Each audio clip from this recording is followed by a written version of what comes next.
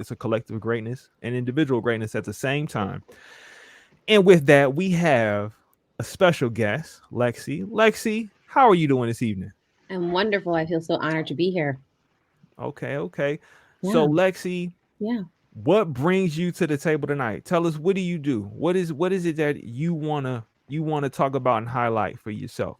What do I do? That's such a layered question. So I am a very proud, dark skinned, curly hair Black woman who hails from St. Louis, Missouri, but currently lives in the Bay Area. I work in the technology industry, and I am a person that's just very observant and very candid about the experiences of what Black women go through in their everyday jobs. I do not work formally in diversity and inclusion. I actually work in more of a legal and compliance role, but I've definitely been very open and candid and very loud about the hardships, the discrimination, and most importantly, how things can get better. The literal tangible things that companies and people and mid-level management can do just to be better humans and therefore stop the oppression of Black women. I hear that. I Tell hear us that. what. Yeah. Oh, I'm sorry, Susan. Go ahead. Oh, I was gonna say, tell us what many don't see being a Black woman. What Yeah. there's such a ridiculous conversation going on that we have to justify our and our presence, and we have to show validity in our existence, and sharing that there is no oppression taking place. Um, Share with us what you see that many others are failing to see. So I like to call it the color purple complex. So Okay. yeah, I call it the color purple complex. And the reason why is that I think when you talk about Black womanhood, this is nothing new. And so these are not my words. You can look at works of Alice Walker and Audre Lorde and you know Barbara Jordan and Lorraine Hansberry. And if you just read Black women writers, whether they called themselves feminists or not, if you read Black women writers pre 1980, it's just all in there. So I call it the color purple complex. And it really just stems from colonization and white supremacy, right? Because Black women are this very interesting intersection of the supremacy of the patriarchy that we're up against, but then also the supremacy of whiteness and then white womanhood, right? And so I think from bare bones, before we even get into the industry that I work in, there's this literal conscious and unconscious understanding with white supremacy that Black women can bear the weight of all the other things. Black women are strong enough to bear the weight. And what happened in history was that Black women started speaking up and saying, no, like I don't have to bear the weight, so I'm not going to. And how that's manifested, I think, in our generation is a lot of Black women, including myself, starting to really nitpick at how in which these things happen, right? So as a person who is a proud Black American, whose roots come from the enslavement of the southern states of this country, right? I always tell folks my grandmother's grandmother was born a slave. So what she had to go through physically, mentally, emotionally, I did not have to go through. But then when I go to work, many times or talk to other Black women in this cohort, many times, it just looks different. Right. So you can't call me the N-word at work because we literally have like legal federal laws that say you can't, or I can take you for all your worth. Right. But it's also a sin and a shame that there are times at work where the things that I'm dealing with, I'd rather you just call me the N-word because at least that's just black and white, figuratively, than the things that I have to deal with. So microaggressions, things where I have to work 3 times as hard to possibly even be looked into a promotion. I think in the past 10 years, people use this word microaggression and they're trying to be better.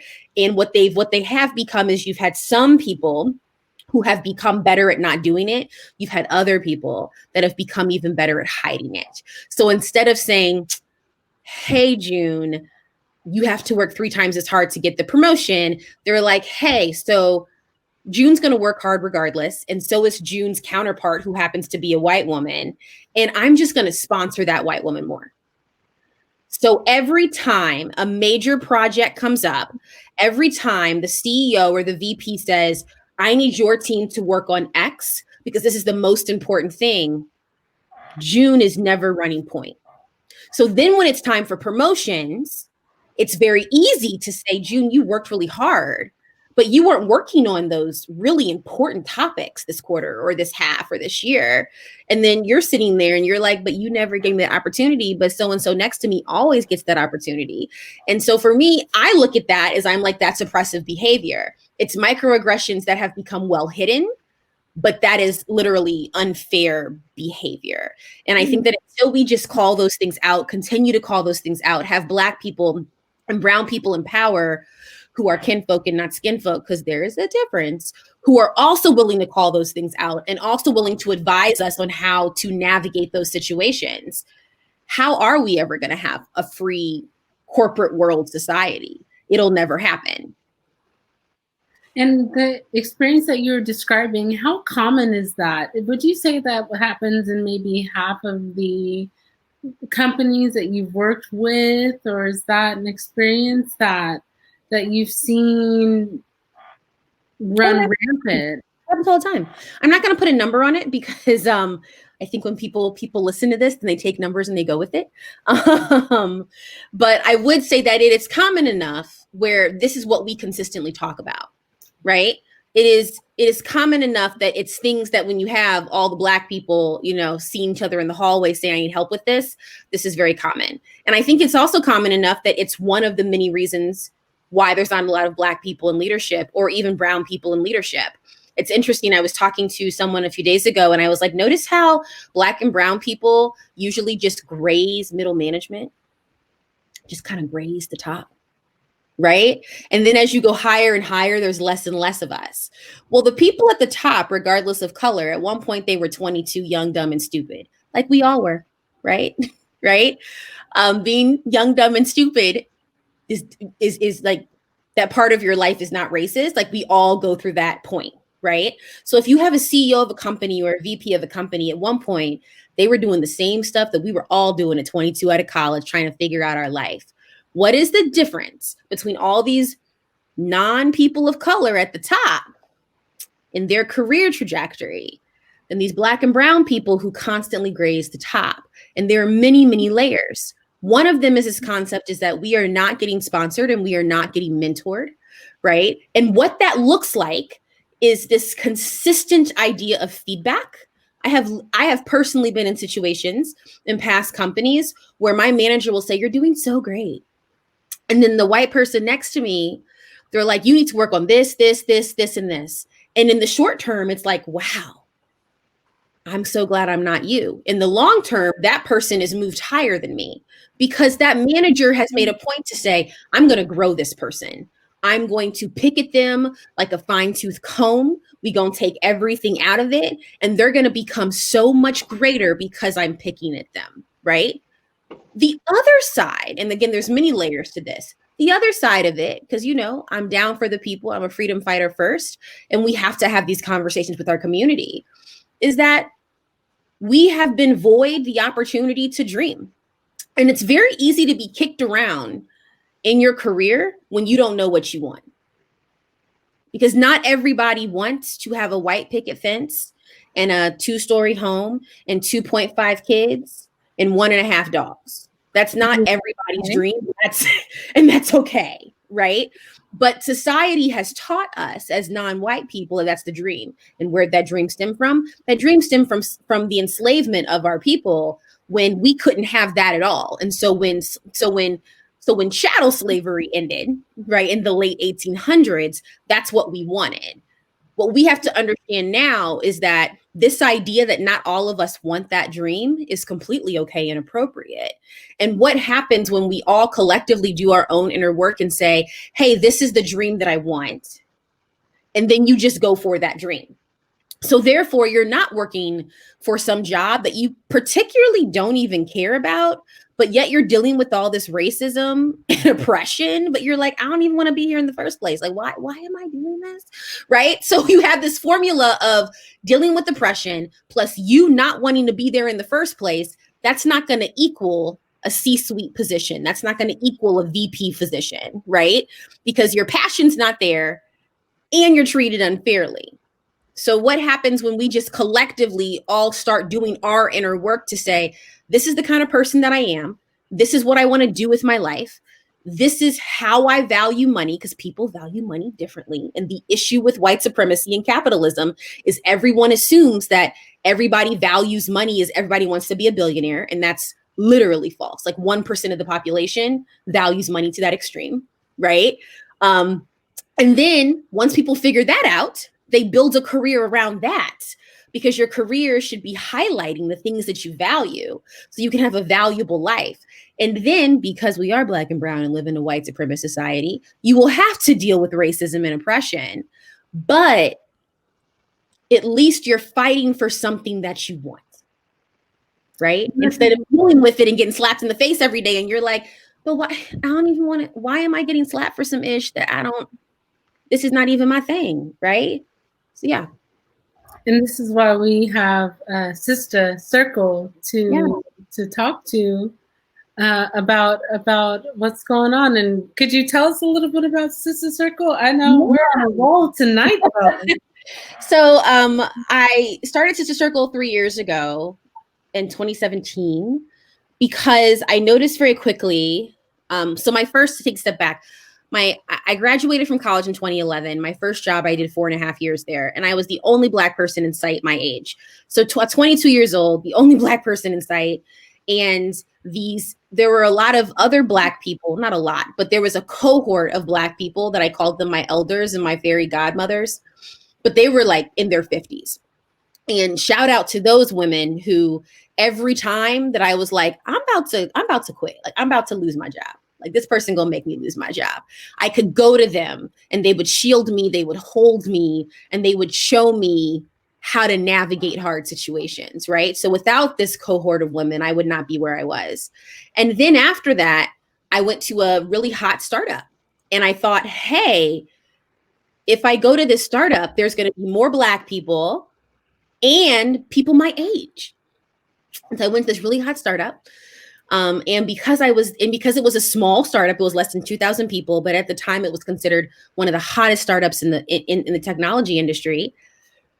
There were more Black people per capita, but we're less than 2,000 people. So we all knew each other, just like everybody in the company knew each other.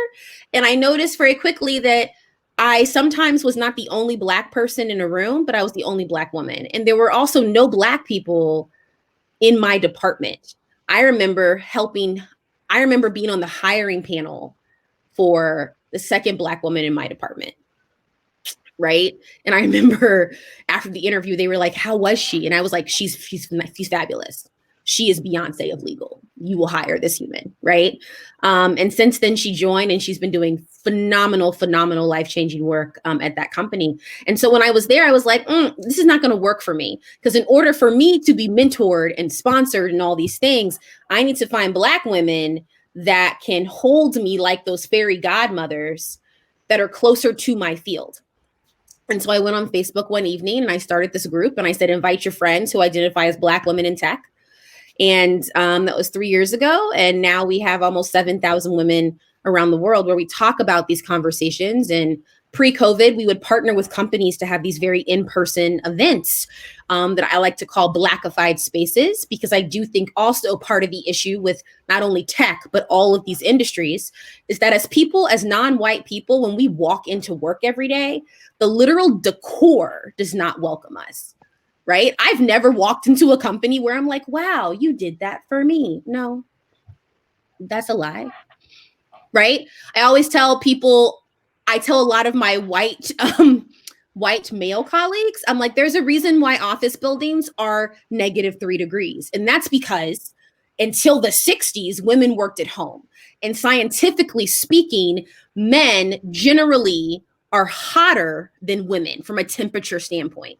That's why women are always so cold in an office. Why is it 2020 and we still haven't addressed that yet? I don't know, right? So these physical buildings don't even welcome me. And so whenever we partner with organizations, I always tell them we're going to blackify this space. So a good example was in September of last year, we had an event with Instagram, and we turned the Instagram event space into a Black beauty shop. And we went all out, right? From the decor, from the food, we only use Black vendors or vendors of color. And the conversation that we had with the group was really about how to be authentic at work. And obviously our hair is one way to be very authentic, but also just how to be an authentic Black woman at work, because I'm very big on this idea that, and one of the things with Sista Circle is this idea that we have to fight this idea that we can't be authentic at work. I strongly believe that anyone's authenticity, regardless of who they are, what they look like, what food they eat, or how they twerk, is based on who, like, fundamentally where their authenticity comes from. And that doesn't mean that you bring your whole self to work. I'm actually a very big proponent of code switching, in the idea that who I am in front of my mom is different than who I am in front of my friend, which is different than who I am in front of my grandmother. Foundationally, I'm the same, but there are a couple of differences. But I do think that we as Black women need the permission, but also need to understand the risks of that, because I don't know if the world is ready for that. But I'm very excited to be the loud, authentic Black woman at work and say, hey, you might not be ready, but there is a 22-year-old Lexi B who's coming. So I have a little bit of privilege in my career now that I'm more senior to be that person, loud and proud, for that 22-year-old who feels like she can't. And that's very important. Yes, sis. I love it. I love it. And the idea of being your whole self, your whole authentic self, no matter where you go. But I've heard code switching. I've also heard code meshing, intentionally integrating different parts of, oh, yes, grandma, oh, yes, auntie, with a little bit of your friends, so that everyone feels all that you are. Oh, yeah, you have to. You have to. I think people hate the word code switching, which makes sense, because especially people of color and Black and Indigenous people of color, usually it comes from this mind point of be more white. And I always tell people that look like us, I always say, when I say code switching, I'm literally saying who you are. When you're having dinner with your mom or dad, I would assume that's a different conversation when you're meeting your homegirl or homeboy for drinks for happy hour, right? Because I don't want this narrative to be, oh, bring your authentic self to work, and you bring in your whole self to work, and your boss is like, no, I don't really need to know all your sexual history. We're fine. Like, we're totally fine, right? Like, right? So I'm very big on that, is that I think we have to almost reclaim this title of code switching, or just give it a new title. And I'd love for people to tell me what their thoughts about a new title is. But I think it's coming from this place of people want us to be closer to whiteness. And in 100%, I get where that's coming from. We also need to understand that how you act at work should be a little bit different than how you act with your friends or with your partner, with your lover, with your mom, with your grandma, because it's also about like proximity to formalization and proximity to like, what layers does this person need to know about me, right? And that's very important. Yeah, I wanted to side bus on that real quick, just because, the other me, not this me, right? Yeah. Like, it is a struggle, and I've said it in other episodes about the idea of code switching and what that means. And I think you highlighted the importance of, something that I also am a big supporter of, is boundaries.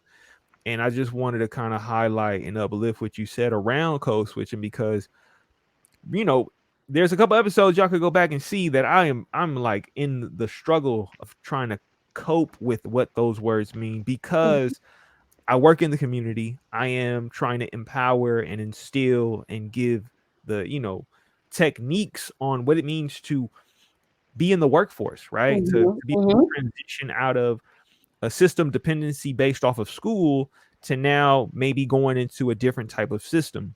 And code switching has always been, like you said, it is that thing where oftentimes it's in the scope of, how do you sound more white? How do you be more white?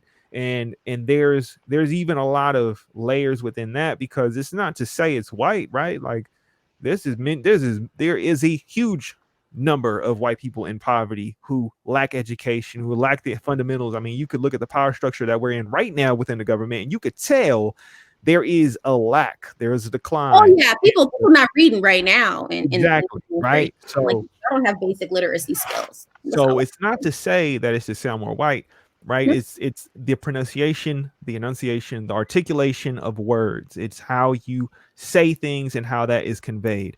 But more so, I think it's not so much changing the name as much as we redefine what it means, right? Like we are in a time where we're responsible and open enough where we can have dialogue, conversations, and think about what do we want this to mean moving forward. And I think that code switching is important because you highlight the importance of who you are in front of your mama is not the same as who you are in front of your people, right? Your friends or your the peers that you have at work, right? The people who you feel closer to. And I think it's important that we start to think in those terms. So that was just me little side busting for a minute to just say. To add to that, here's the fun fact. We all learn to code switch. Even white people learn to code switch. I always tell folks, it's weird how 99% of the skills you need to actually be a successful, competent, respectful human being, you learn in kindergarten. Something happens with education where we allow people to lose skills. I don't know. I'm not an educator, but I do know this. If you talk to a 7-year-old, if you observe a 7-year-old is very aware that how they talk to their teacher is different than how they talk to their dad. And it's also different than how they talk to their friend. Ready for this? Let's talk about the complexity. How they talk to their friend in the lunchroom versus how they talk to their friend at recess. And it's so funny to me because a lot of times when I'm at work or even with my friends, I have to just break it down to kindergarten and first grade. We all have learned to do this. What has happened, in my opinion, is white supremacy has defined it in a horrible way and has tried to push this narrative of because you talk different, because you use different words, because you have an accent, because of what you look like, you need to sound more like me. And it's like, no, we have students who go to non-white schools who code switch beautifully every single day. And if you want to talk about languages, think about all the babies out there who literally English is their second language and how at a very young age, they're learning how to code switch to the point that they can recognize this is who I talk to English to, and this is who I talk to my mother language to. If a 5-year-old can do that, we all can do that. And I think that we forget how complicated that actually is, right? For a 5-year-old to say, hey, so when I'm at school, this teacher does not know German, right? When I go home, though, my grandmother does not know English. That's actually really complex stuff for a kid. And so if the kid can do it, we all collectively as adults need to do it. Yeah, Lexi, you're so right. And it's just like you said, somewhere in education, right, it's allowed for the skill to be remiss. It's allowed for folks to say, well, no, you don't necessarily need to. And I guess it's one of those things in business and professional settings where we see in microaggressions and belittlement and gaslighting, we see some people just don't need to code switch for them to get promotions. Some people don't need to code switch for them to keep their job. Some people don't need to code switch when they have an interview. They don't. Or when they're in a meeting. Mm-hmm. While others, if you don't code switch, you be looking for a new job. Right. And that's because since we, the lyrical ones, let's be very candid. That's because the people who don't need to do it, their proximity to whiteness is that they're white.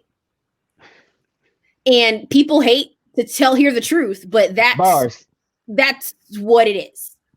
Right. So just because Jerry didn't have to do it, that may not mean that you have to do some form of it. And when I say code switch, I'm not saying change the tone of your voice. I'm just saying maybe you don't come to work talking about, all the things you did with someone last night. I don't know, right? You have to decide for you what that code switch looks like, and that's the beautiful thing about being an adult. I'm not giving you a rule book to do it. I'm just saying you need to just take notice and decide for yourself, this is what I feel comfortable talking to my coworkers about, and this is what I don't. And just because this other person talks about their whole life may not mean that's for me. I always tell folks, I don't care what boundaries you have as long as you have some. Right? And so the beautiful thing is you get to decide what boundaries you want. And sometimes you need some boundaries. That's just it. And that's okay. And that doesn't mean that you're not authentic. It means that you've just made this decision for you and your comfort and your peace. 100. 100. Episode 14 of the Lyrical Ones podcast. We got Lexi here with us. If you couldn't tell, it's going down right now. We're getting into a deep dive of previous topics that we've discussed, but also coming from a place where, you know, Lexi, it sounds like you have a level of insight and experience that kind of encompasses the age that we live in. So, you know, for clarity's sake, right? You do work within the tech space, right? I do, yes. What drove you to want to work in the tech space? What got you in that vehicle to go that direction? The ancestors and Jesus, because it was sure as hell not me. I went to college and I went to Stanford, and everyone at Stanford goes into tech. Either you become an engineer or you become a doctor. And so me being the rebel that I am, I remember coming from St. Louis, Missouri. I didn't know what a tech company was. I distinctly remember riding my bike in downtown Palo Alto my freshman year and seeing Facebook sign. And I called my mom and I was like, Facebook has an office. And I remember she was like, you're smart enough to know that. And I was like, well, duh. Like, I know that Facebook has to have an office where people work, but I'm literally standing in front of it, right? So this is really new to me because I come from a place where beer and baseball is life. Right? We didn't have tech companies. We had Budweiser, we had the Cardinals, and we had Boeing. And if you didn't work there, you were a teacher, you were a preacher, or you worked at the hospital. So this was new to me. And so everybody wanted to work at a startup or work in a tech company. And I just made the decision to say I didn't want to and told everybody and their mom that I didn't want to. I wanted to go into fashion PR. And if you want to make the ancestors laugh, tell them your plans. And I spent my whole college career trying to go into fashion PR. Ended up my last summer before senior year, I was an intern at Ralph Lauren, and it was the hardest internship of my life. But again, shout out to Ralph Lauren, because that was the internship where I learned that sometimes people have to be hard on you for you to become great. And I had one of those managers where she just picked me out and she was like, I'm going to make you great or I'm going to kill you. Right. And she made me great. And I was offered some jobs after, and I remember coming back to Stanford and they're like, so you're gonna do this whole fashion thing? And I was like, absolutely not. The Devil Wears Prada is real. And so I was in a position where I did not have a job, but I did not want to be that one person at graduation that didn't have anything, because Stanford notoriously, when you get your diploma, I don't know if they still do it, but they'll call your name and your family's there, and they'll say what major you got your diploma in, and then they'll say what you're doing. So it'll be like, yes, and so is going to be working at Google, or so is backpacking for a year. And then if you don't have anything, it's like, and so, I'm sure you'll figure it out. Right. And I was like, that's not going to be me, because my parents are crazy. That's not going to be me. Because my parents are crazy. You got to understand why I'm doing this. It's got nothing to do with the audience, except these two people right here. My mom and dad are not flying to California. Absolutely not. Remember, I have the father that when he dropped me off at college, he made a reservation for his hotel stay for my graduation, and then emailed me the reservation to be like, you got 4 years. Try me. Right? What's love? What's really love? What's love look like? I knew walking into senior year, I was like, oh, I need a JO. I didn't apply to any graduate programs. It was too late for that, right? So I need a JOB right now. Because my parents are not the parents who are going to be like, it's okay. No, we going to blow up. Like, we're not going to do that here. So I was very blessed and privileged because I worked at a university that had all these connections, and I got a job in tech. And the whole idea was do the job for a year while you find yourself. And in that year, I found myself, and I was like, I think I want to stay in the tech industry because this is very intriguing to me. So again, if you want to make the ancestors laugh, tell them your plans. That's what happened. What's really real out here. That's so vivid. So I mean, with that, what made you want to step up in the space to be a voice to kind of shed a light on all of these issues, challenges, problems that exist within this environment? Because I mean, when we talk about, you know, Black women in tech, right? Sista Circle, Black women in tech, you being a founding member, right? You being someone who is vocal and is going to call out and challenge the status quo. When did that shift happen where it's like, okay, now I'm in tech, but now I'm showing up with this to come with? I think it was always there. You know, I'm growing up when I was little. My parents had this story of I was called Minnie Malcolm in kindergarten. So I was always very militant, right? I was very much an introverted. I always tell people I'm an introverted human, but I'm not shy. I just don't like a lot of people, but I'm not shy, right? I don't like to waste my time on frivolous arguments because I'm like, this is a waste of my time. But if you go start it, I will end it, right? So as a child, you are among family. You are among family. It is what it is, right? So I'm like, if you poke the bear will bite. But I'm really just like, when I was little, I was the kid at school. I'm like, I'm just sitting here eating my turkey sandwich. Poke it again, though. Gonna be a problem. And I think it's funny when you grow up and you start learning your parents as adults. My parents are the same way. They won't admit it, but they're the exact same way. So I know where it comes from. And so when I started working at my first company, which was NetApp, at first I was just dealing with trying to, you know, there's layers here. Being the only Black person in the room, being 22, people forget that growing up is hard work. No one prepares you to grow up. It is one of the hardest things I've ever had to do, right? You leave college, or you leave high school. Some people start growing up a little bit earlier and you're like, oh, I have to pay taxes. What is that? Right? Like, oh, my car insurance. What is that? I have to do that. Like, I have to give State Farm $200. Like, why you need $200 a month, right? So I was dealing with all this stuff. All my friends were moving away. There's so many layers.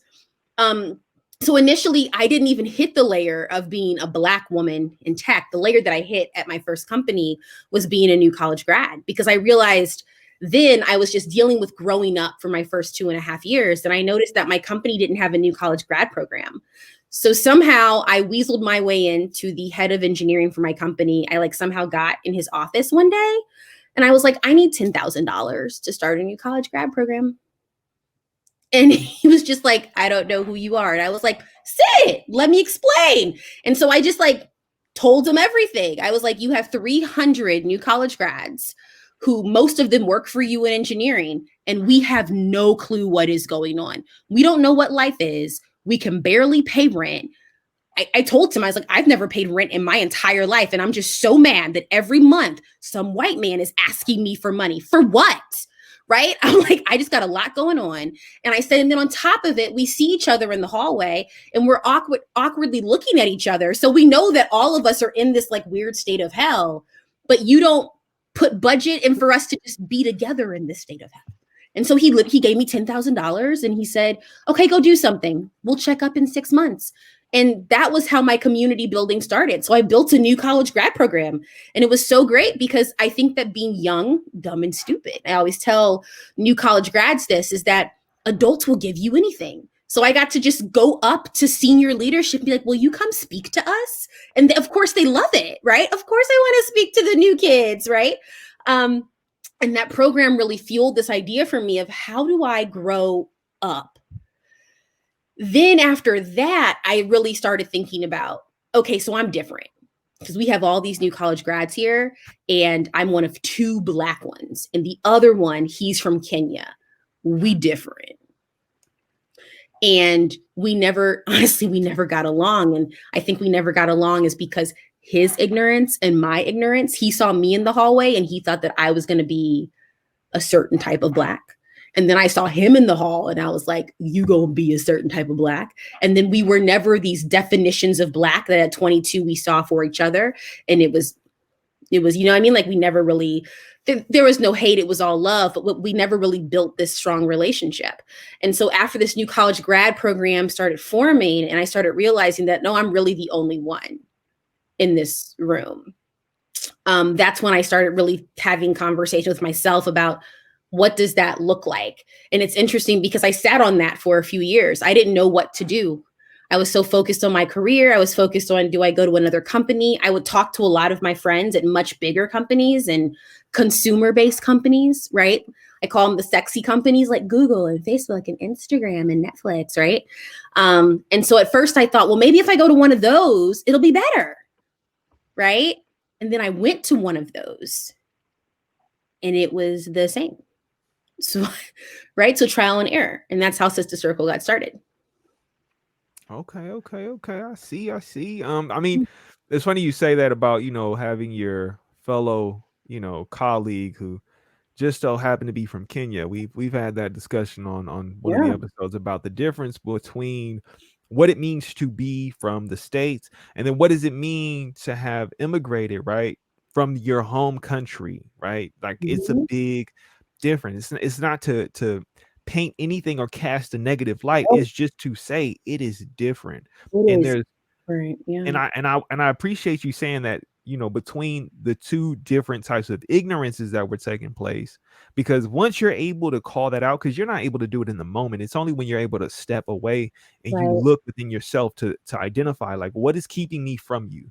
Because I think that that's an important message people should really like think about, is especially as Black people in today's state of the world, more than ever we need to look at ourselves and the ignorance that we're holding on to that is preventing us from connecting with our family. Because whether we want to admit it or like it or not, they are family, right? They are kin to an identity that we're trying to get to know, that we're trying to develop, to dive into. And I think that when we look at the ignorance and we address that first, then we can take their ignorance and be able to address that next. And so I appreciate you saying that, because that's real. Number one, Black, you know, Blackness is not a monolith, which is the beauty of Blackness.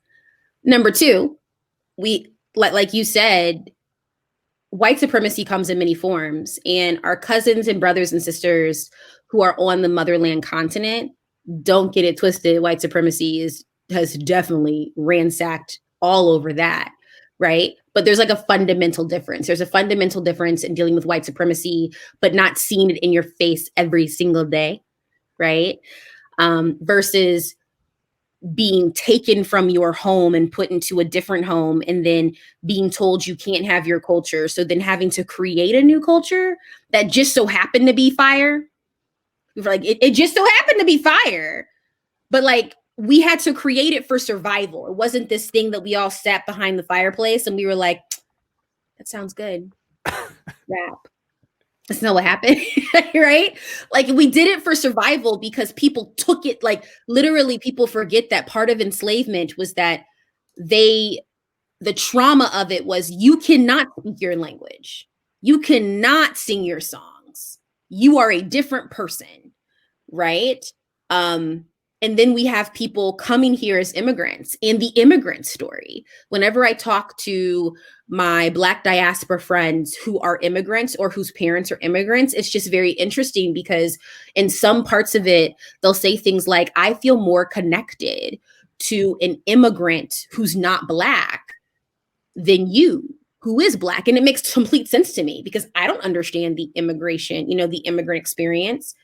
I was put on a boat. I didn't want to show up. Right? Like, so, okay, fam, I get it. Right. And I think that we have to have these conversations amongst us because, fun fact, white supremacy, again, there've been a lot of negative things that have been put into our heads about our diaspora family that are not true. And they did that to divide us because God forbid all Black people around the world just come together. Right. And we all just roll up in Wakanda and we're like, so we just gonna take this over. It'd be a wrap. Be a total wrap. And so I think that the more conversations we have collectively about that, the stronger that we become. But we first have to break down all those insecurities. No, you're right. You're right. I mean, it's trippy because it is a thing where, like for me, right, I'm black and brown. Mhm. My mother's from Texas and my father's from El Salvador. And Mhm. so there's an element of what it means to have a uniquely black experience, but then there's also the dynamic of understanding what it means for someone to come from a whole nother land, speak a whole nother language, and have this immigrant process, right? There's a there's something that people can explore and get to know and understand when the dialogue is there, but if it doesn't happen, then it always remains in a vacuum.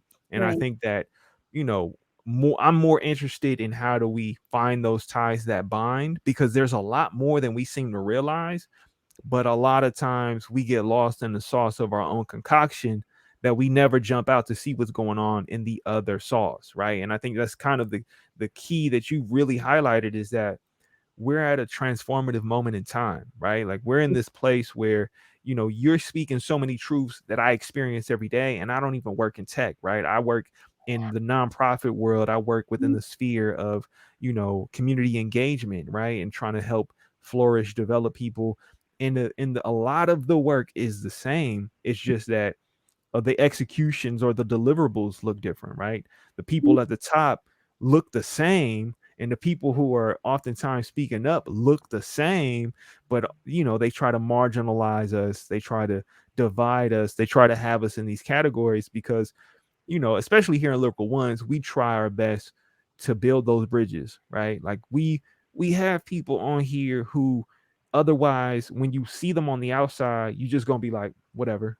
It's Right. whatever. You whoever you are. But we try to really get to know, build with, and have people understand that we're all in this struggle. We're all in a variety of like challenges, layers, systematic oppressive issues that are like they're impacting us, right? Mhm. And it's only when we can start to see each other struggle, we can go somewhere, that we can drive and be directed in some type of mobility. Because I think that more than ever, organization, being organized, right? Having some clarity around like what's your role Mhm. and what is your responsibility to the community, right? Because I think that's key, right? We come from tribal communities, we come from tribal backgrounds, and everyone had a role within the tribe. It was your responsibility to uphold what those tenets were, right? What are you going to hold and bring back to the community so we could move forward?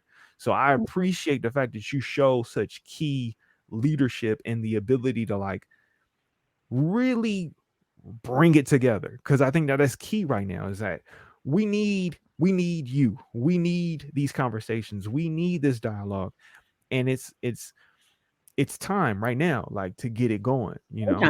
And I think to add to that, I think back in the day, it wasn't just everybody had a role and knew it.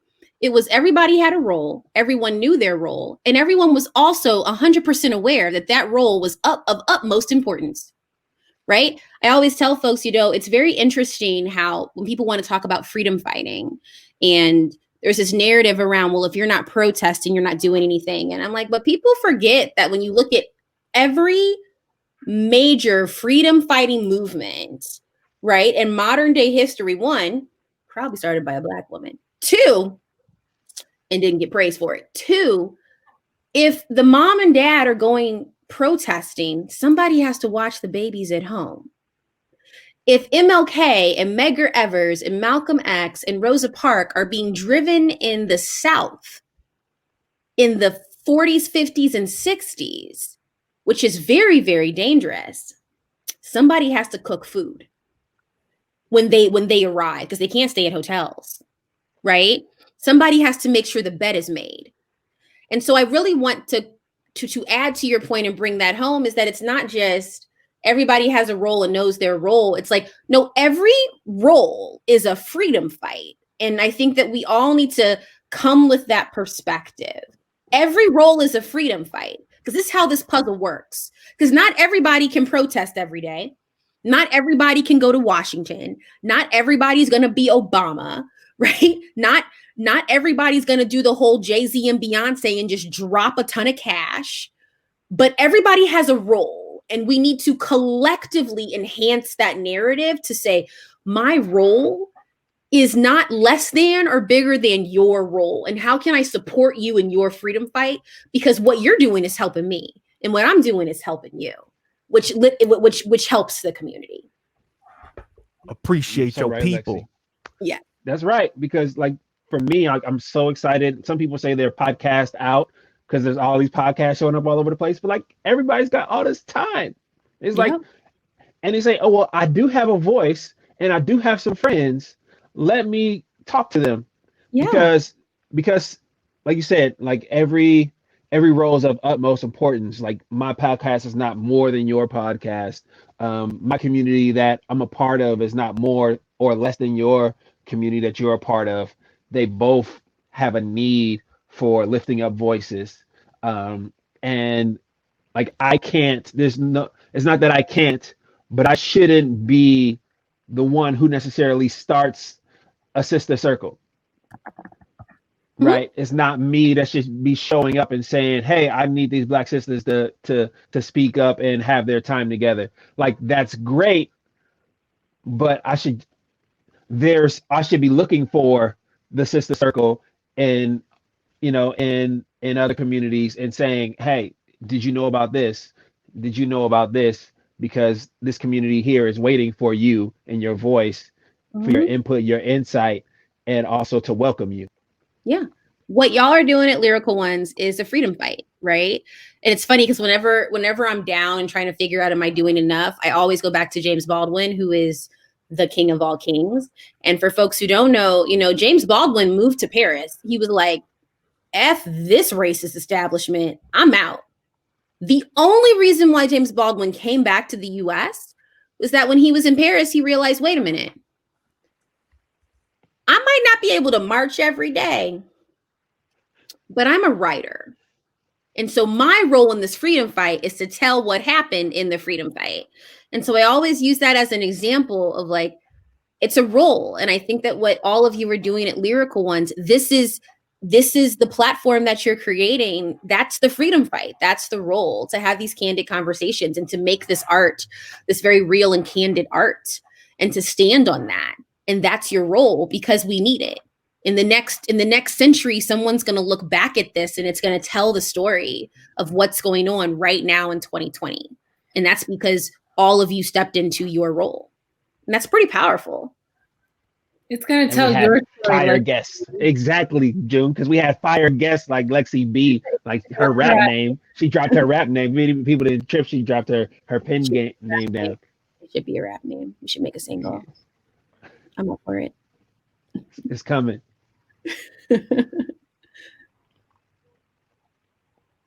So with that, I wanted to highlight something. Unfiltered. What does that mean? It is all encompassing me. In my freedom fighting role for Black women, what I started realizing was that I was doing a lot of mentorship to Black people and Black women about the early stages of their career, which I'm actually very, very invested in because of what happened to me. And so I decided, what if I just created this really fun platform for myself that I could just talk to people and just give them really candid tips and advice on just their career, regardless of what color you are, again, regardless of what food you eat, regardless of how you twerk. It is for everyone. But it definitely comes from my lens, which is a Black woman's lens, because I do fundamentally believe, why are people out here making the same mistakes that I made in my 20s if I already made them? Find new mistakes, make different mistakes. Don't make the mistakes I made. That's actually stupid. So how can I, through many one-on-one conversations that I would have with people, like my friends would say, talk to this person, Lexi, talk to this person. But how can we make that bigger? Because during the one-on-ones and during the coffees and the lunches and the brunches, pre-COVID, obviously, I noticed that we're having the same questions, right? So we're having these people coming out of college and they're saying, so I have this job, what do I do? Right? I'm talking to 23-year-olds and they're like, I don't know what my manager wants. And I'm saying, did you schedule one-on-ones with your manager? And they're like, what's that? And I'm like, oh, we should talk about that. This is why this is important, right? Or having conversations with, this is how you write a review. I distinctly remember my first review. No one set me down about it. No one told me about it. Honestly, there was this man named Mark who sat down the hall who was also a Stanford grad. And I knew that because he had all these Stanford football posters. And I was smart enough to be like, I went to Stanford too. And I went to him one day and I said, people are talking about reviews and I have no clue how to do mine. And he just sat down with me and helped me do mine, probably because we both went to the same school, but we're like 15 years apart. So how can we evangelize this message louder if a lot of these people are having very similar experiences of just how to be an adult? And that's where Unfiltered came from. So it's an Instagram thing and a Twitter thing, but really on Instagram, it's once a week, every Monday, I just put a post up and I'm like, this is the theme of the week. Let's talk about this. And it's become this very passion project of mine. And I get a lot of responses back and a lot of feedback because I just want people to know that, number one, they're not alone. I think it's very important. And I get very emotional when I talk about that. Loneliness on top of not knowing what's going on top of trying to navigate your life is the absolute worst. And so if anything from Unfiltered, I just want all these new college grads and professionals to know, like, you're not alone. And all these people that are older than you who like walk around like they have it together, one, they don't. And two, the ones that kind of do, they were just like you. So how about we just sit down and break this wall and just figure out what you can do, like what tangible things you can do in your career on a daily basis for you to be better at your job, for you to look more organized, but most importantly, for you to figure out what you want to do when you grow up. Oh, that is, you got it. Or for those that are only in the audio only version of this, I'm doing a whole bunch of hand gestures that pretty much is signaling and showing that Lexi is on point. Lexi has been on point this whole conversation, right? Like really on the pulse in like you are the figure we need. We need you. We need to see you. We need to uplift you. We need to highlight you. You need to be known because the work that you're doing is incredible work and it's work that is necessary. And it's more important that it's coming from you than anybody else. I just want to say that. But thank you. I mean, it's real because I'm saying it because they done heard me on here a bunch of times talk about the other me and what I got to deal with. Mm-hmm. And, hearing you speak and encapsulate and just speak with such profound direction, right? Such a clear message, a clear thought. I'm coming from a perspective of, I've done organizing, I've done things in a different capacity, and I'm trying to fuse so many things together. And hearing you speak has let me know there's multiple work happening in so many different spaces, places, faces, and it's empowering, it's encouraging, it's uplifting. And I'm so glad and thankful that you took the time to be with us to say all these things. But there is something that I want to highlight because without giving too much away, where do you work currently? Like, what is your role currently? So currently, I'm the senior program manager for privacy for Twitter. So understand what that means, right? There's a lot of significance and power in what that is for her to be in that position, because it signals to me whatever little babies I have, they have a chance, right? They have the opportunity, right? But not just that, being the head of privacy. What does privacy mean to you, especially in this day and age, and you working for a company that is, people are so quick to show so much of themselves, and Twitter of all places, there is no restrictions. So you tell me, what does privacy mean to you? Yeah. So just to correct you real quick, I'm not the head of privacy for Twitter. If I was, then I'm gravely underpaid. But what I do at Twitter is I'm the senior program manager. I work on the privacy legal team. So I'm basically I'm the glue to the puzzle for a lot of these privacy issues that Twitter has to face.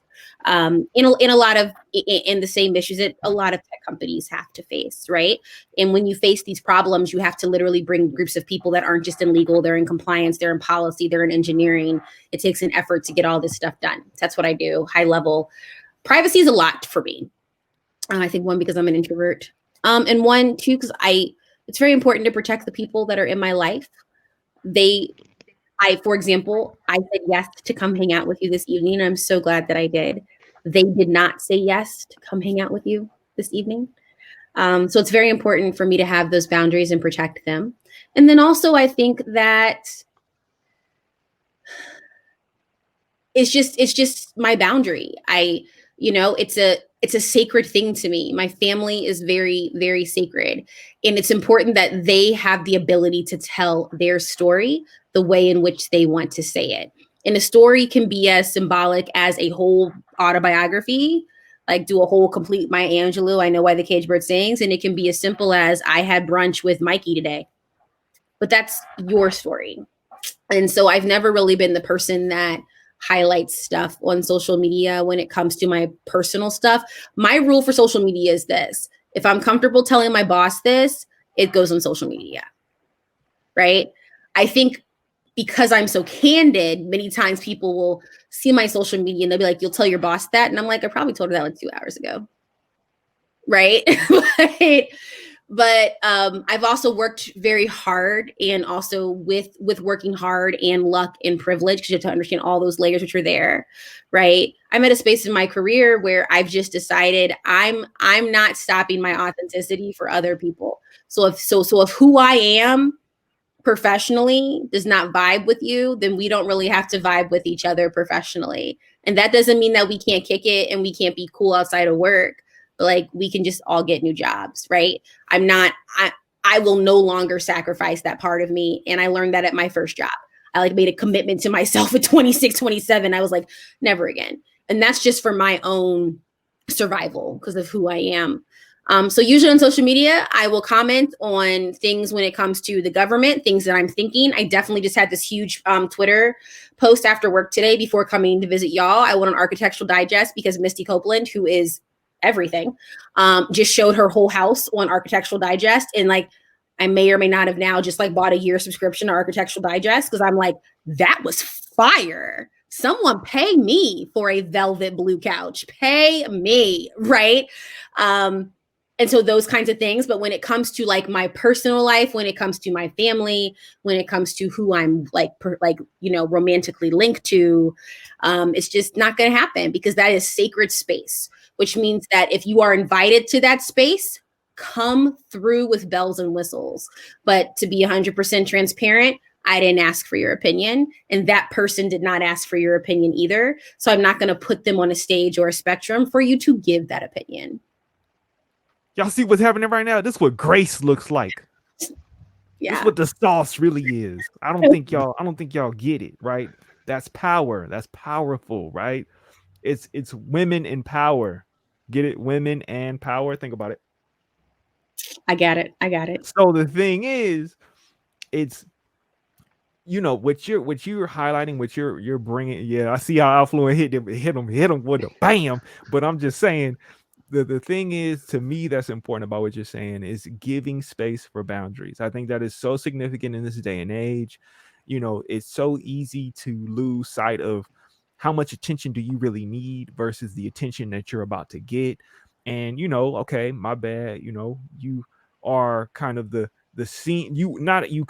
are the senior program manager on your way to being VP, on your way to being the head of whatever table there is, right?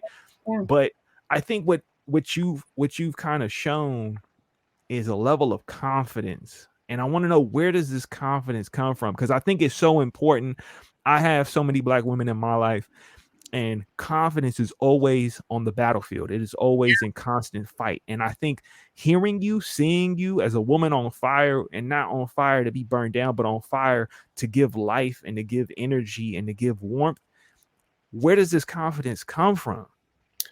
Unfortunately, it doesn't come from this this ethereal positive place. It comes from being in rooms with people who don't look at me and realizing very quickly they're not intelligent. Bars. I hate to say it like that, but that's really true. You do not hate to say it like that. That's not true. You do not hate to say it that way. It is what it is. It is what it is. I think one, to be very transparent, when I was younger, I was involved in musical theater. My mom put me on a stage as soon as possible. I think one, because she heard me singing in the shower and she was like, oh, she can carry a note. And then I think the other thing was that she was very aware that she was like, I think she needs an outlet. And for anybody who's a parent or a godparent or a fairy godparent or an uncle or an aunt, I cannot stress you enough the importance of putting a child in theater. They don't have to become Denzel Washington, but the things that I've had to do from the ages of 5 to 18, most people haven't had to do. I always tell my managers, I get a lot of feedback, which as you should at work. And I've had managers who've told me, like, you just take feedback so well. And I'm like, I used to do musical theater. Y'all really can't say nothing that's really gonna make me cry, right? Because like at 15, I used to get feedback where it was like, you're too dark to be in this scene. So it's like, y'all say something. Like y'all not gonna say anything crazy. And so I think that this musical theater and stage background gave me stage presence. So it's not that until about 5 years ago, it wasn't that I was confident, but I had the stage presence to say, we're going to pretend that I'm confident. I do think that confidence plays a lot in your career. And I learned that at around 23, 24. And I said, wait a minute. So even if you're not confident, if you just act confident, you're going to get more. Let me just act confident and get 15K added to my salary because I want to go shoe shopping. Like that was literally my thought process, right? About 5 years ago, I started really, my therapist, and shout out to therapy, for everyone. Everybody needs it. And my therapist said, let's really delve into this confidence. And I said, okay. And she said, but why aren't you confident? And so she gave me a homework and she said, this week, I want you to go to work. Instead of talking in meetings, unless you have to, just watch people. And that's what I did. And so I went to my meetings, and the meetings that I had to speak up at, I did. And the ones that I didn't, I just watched the people in the room. And the majority of people in the room were white and they were male. And I realized very quickly, I was like, wait a minute. You don't know what you're talking about. And it just dawned on me. And it wasn't just one meeting. It was every single meeting that I realized that a lot of this leadership stuff, these people that are confident, these people that I'd work at a company and everybody would bow down to their graces. I was like, oh, so they get paid a lot of money to come to meetings and just ask questions, but we're all sitting here giving them the information. So why am I not confident? Because if I actually know the information and can articulate it better than you, why am I not confident? Because I've already showed myself that I know this more than you do. And that's part of leadership. Like when people get higher in their career, your job is to be more strategic and less like in the weeds. But I'm talking about literal manifestation of like, this person's not very intelligent at all. Right. And that's when I really started regaining this confidence as an adult, because I just decided to really tap into this space of like, no, I actually know what I'm talking about and you don't. So you can disagree with it. You can be mad at it. You can have a temper tantrum. You can call your assistant. I can sit there with grace and just literally sip tea and watch you do all of these things. But I know but I'm right. And I have all the receipts to prove it. So as long as I have this stuff written on paper, do you, boo? And that's really where it stemmed from. Yeah. I mean, to take it from a practice to having it be a part of who you are and to be so passionate, you know, to be fueled by your passion, I think is like, it's something that, you know, don't take it for granted, right? If you have a child or if you are in a space and you have the time, there's always space to learn. There's always an opportunity if you're willing to invest in yourself or invest in your seeds to give them those techniques and those skills that can manifest themselves in a variety of ways. And I think you really highlighted in how your family took that time. Maybe they knew, maybe they didn't know, but they were investing in you for these things to grow with you, to then manifest them as like these new weapons to be used in this battle that we're all currently in. Like, it's profoundly beautiful. It's poetic justice, but it's also like, it's the truth, right? We oftentimes take it. Kids will be in theater, and that sounds horrible. I mean, like they can do other stuff if they want to, but the things that I learned in theater, and it's funny when I talk to the people that I did theater with back in the day, they say the same thing. Because very few of us are professional, you know, Broadway stars. And we're all like, oh yeah, I'll literally walk into work and they'll be like, we have a presentation today, the CEO, like, I got it. right? And so I could not stress that enough. Obviously, you have to cater to your kids' passions, but I cannot stress enough that your 12-year-old needs to be in the school play. They need to learn that skill. They need to learn the skill of, okay, I'm on stage. There's 100 people in the audience and I don't know any of my lines. What do I do? Figure it out, fam. Right? And so that's really this foundation that I have. And I mean, thank God that I have it, because at 15, I didn't realize that was going to be the foundation of my career. But that's really where it came from, was this idea that I'm very flexible at work. I can walk into one room and I can be in many ways a character. And then I can walk into another room and I can be the therapist. And then I can walk into another room and I can be the mom, and I can read the room.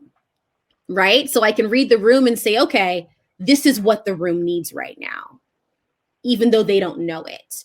And that's definitely really helped my career. So just put your kids in theater. Like, make them do like a play every other year if they don't like it. But like, it's really important. They'll thank you later. Lexi, you are amazing. Effortlessly being yourself. Yeah. Lexi, where can we find your social media handles? You can follow me on Twitter at @byunfiltered, and then on Instagram at @by_unfiltered. And I can give you that info and you can put on your thing. But yeah, that's where I am, hanging out. Oh, great. Well, thank you for hanging out with us. Thank you. Yeah, no, we definitely gonna have to do a part 2 of this, Lexi. Yeah, let's do it. You have given us so much to really process, digest, and go through. But I appreciate you taking this time with us. Anybody else, any final thoughts with Lexi before we gotta let Lexi go? Real quick, Lexi, want to know, once again, thank you so much. Thank you so much for being here with us. Wanted to know if Sista Circle had anything going on, or how people can get in touch with Sista Circle. Yes. So Sista Circle Black Women in Tech, you can go on, you can follow us. So our Facebook and LinkedIn group were actually closed for Black women who are in the technology industry. So if you identify as that, you can go on those 2 platforms and look us up and we'll be there. Instagram and Twitter, which is open to all. It is at Sista Circle, BWIT. And because of COVID, we haven't been able to meet in person. So what we've been doing is we have monthly master classes with our members, who are we have some of the most amazing members and leaders in the tech industry that happen to be Black women. And they're giving these master classes on important skills and tips and tricks. So we actually have one of Silicon Valley's one of the first Black women CEOs. And she's speaking to the group next Wednesday, which is going to be pretty awesome. So yeah. Nice. Yeah. Nice. One of my friends just led the master class, this previous master class. Shout out to Kata. Out there in the East Coast. She did. She did a good job on working from home and just how to navigate all that craziness. Yeah. Of this. And like she calls it, winning from home. Yes, she calls it winning. #winning from home. Yes, she does. Winning from home. Yeah. Thank you again, Lexi, so much. We appreciate you. Can't wait for you to come back. Let me know when. I'm just at home minding my Black business, so let me know when. That's what's up. We out here. Lexi, too many bars. Too many bars. Blessing us with your presence. Thank you. Thank you.